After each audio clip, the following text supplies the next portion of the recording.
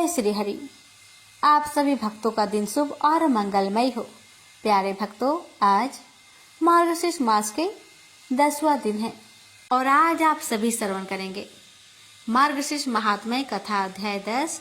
इस अध्याय में आप सभी श्रवण करेंगे कि नैवेद्य अर्पण करने के बाद क्या क्या करना चाहिए।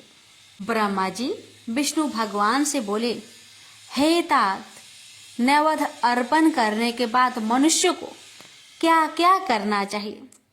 हे भगवान, जो इस मार्गशीर्ष मास में क्या क्या करना चाहिए, तो आप कृपया करके मुझे बतलाए।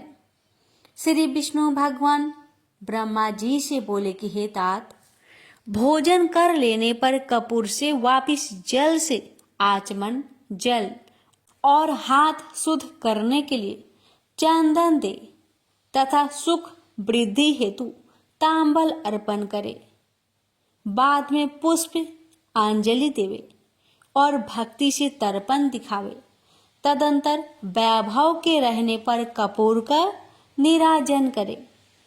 विद्वान मुकुट आदि भूषण अर्पण कर हे महाभाग छत्र चमार समर्पण करे तथा प्रसन्न मुख श्याम सुंदर शरीरधारी प्रभु का ध्यान कर अष्टोत्तर सतनाम का जाप करके स्रोतों से स्तुति करे। शंख चांदी की बनी माला, विशेषकर स्वर्ण की माला, कमल गट्टे की माला, मूंगे की, मणियों की, मोती की माला, इंद्राक्ष की माला, अपने हाथ की अंगुली, पर्वों की और हे पुत्र जीवनमयी जिया पोता की माला जब कर्ण में श्रेष्ठ होती है। चलता हुआ, हंसता हुआ, पार्श्व भाग अगल बगल, दिखता हुआ, पैर पर पैर रखकर और सिर पर हाथ रखकर तथा खड़ा होता हुआ व्यग्र मन से विद्वान जप को ना करे। जप व्रत होम पूजन आदि कार्य में मौन रहे। घर में जप का 1 गुना, गौशाला में 10 गुना, नदी किनारे पर 100 गुना, अग्निहोत्रशाला में 1000 गुना और तीर्थ आदि में 1000 गुना तथा मेरे समीप अनंत गुना फल मिलता है। जो मनुष्य मार्गशीर्ष मास में इस प्रकार जप आदि करके प्रदक्षिणा करता है, उसको पद पद पर सप्त दीपों सहित पृथ्वी के दान का पुण्य मिलता है। और सहस्त्र नाम का अथवा केवल नाम को ही पढ़ता हुआ प्रदक्षिणा करे। भक्ति से सर्वदा की गई एक प्रदक्षिणा कई पापों को नष्ट कर देती है और सप्त दीपों सहित पृथ्वी की प्रदक्षिणा भी उससे भी हो जाती है। मेरी 3 प्रदक्षिणा करने से 7 दिन के पापों का नाश होता है और 10 दिन के दैहिक पापों का उसी समय नाश हो जाता है। जो भक्ति से मेरी 21 प्रदक्षिणा करता है तो उसके भ्रूण हत्या आदि पापों का उसी क्षण में नाश हो जाता है। जो भक्ति से अष्टोत्तर सतनाम की प्रदक्षिणा करता है वह श्रेष्ठ प्रदक्षिणा सहित समस्त यज्ञों के करने का फल प्राप्त करता है और उतनी ही बार प्रदक्षिणा के फल का भी भागी होता है। माता की प्रदक्षिणा, पृथ्वी की प्रदक्षिणा और शालिग्राम की प्रदक्षिणा से ये तीनों समान फल के दाता कहे गए हैं तथा मार्गशीर्ष मास में एक दंडवत प्रणाम और 7 प्रदक्षिणा ये दोनों समान नहीं है, किंतु प्रदक्षिणा से दंडवत प्रणाम श्रेष्ठ कहा गया है। जो प्राणी प्रदक्षिणा के साथ साथ मुझको दंडवत प्रणाम करता है, विशेषकर मार्गशीर्ष मास के आने पर करने से कल्प वर्ष प्रयत्न स्वर्गलोक में जाकर वास करता है। हे तात, एक कल्प के बाद वह चक्रवर्ती राजा होता है। चिरायु, दीर्घायु, धनवान, सुख भोग करने वाला, दानवान और धर्मात्मा होता है तथा सहस्त्र नाम के पाठ करने से मन वचन कर्म से किए गए पापों का नाश हो जाता है।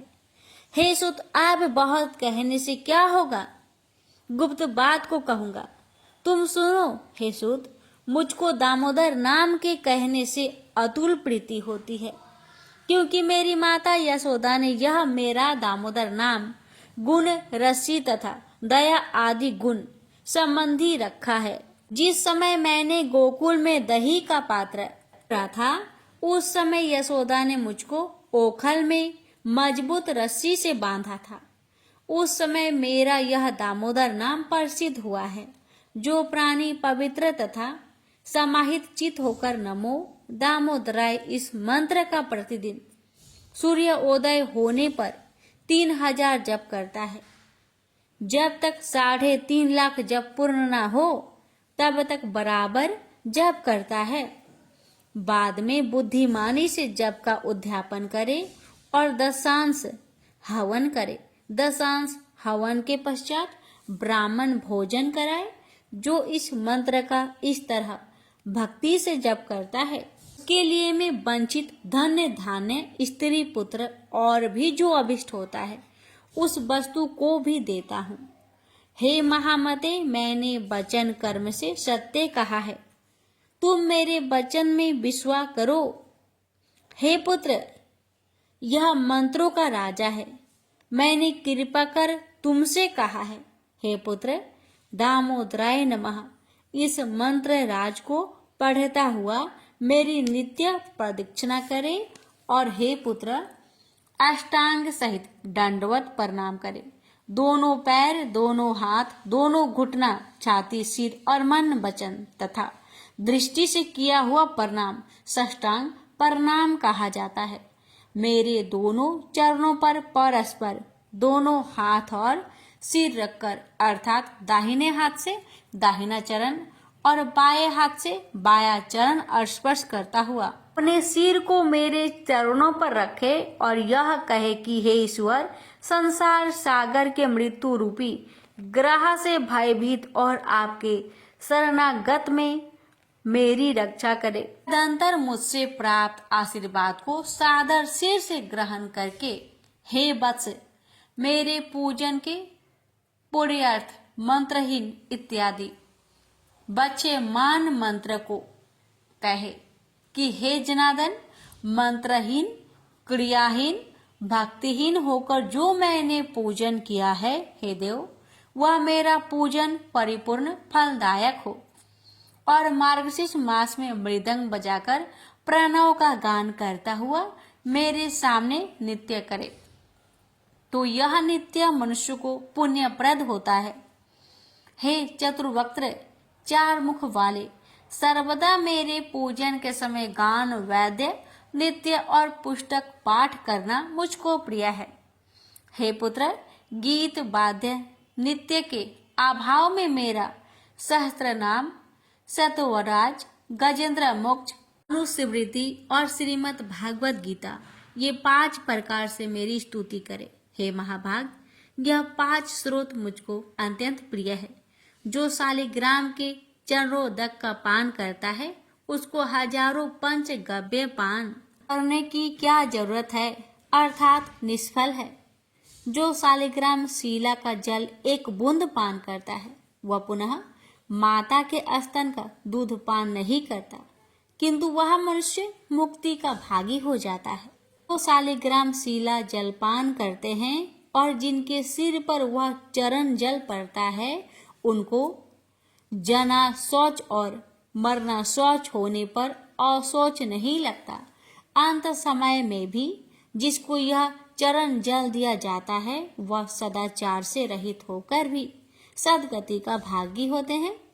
जो अप्रिय मयादि का पान करता है और अभोज्य मांस आदि का भोजन करता है तथा अगम्य पर स्त्री में गमन करता है, और जो पापाचारी मनुष्य है, वह भी शालिग्राम जल को धारण करने से तत्काल शीघ्र पवित्र हो जाता है, क्योंकि शालिग्राम शिला का जल चंद्रायन और आदिकृष्ट व्रत से भी अधिक श्रेष्ठ है। और मेरे चंद्रामृत से मिला हुआ अगर कुकुम, कपूर और चंदन अपवित्र को भी पवित्र करने वाले हैं।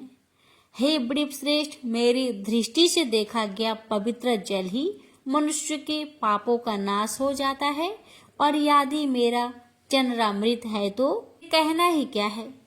मेरे प्रिय हो, दूसरे ज्येष्ठ पुत्र हो, इसलिए मुझको विशेष प्रिय हो, इसलिए जो कुछ मेरा रहस्य था उस सब को मैंने तुमसे कहा है। प्रेम से बोलिए जय श्री हरि।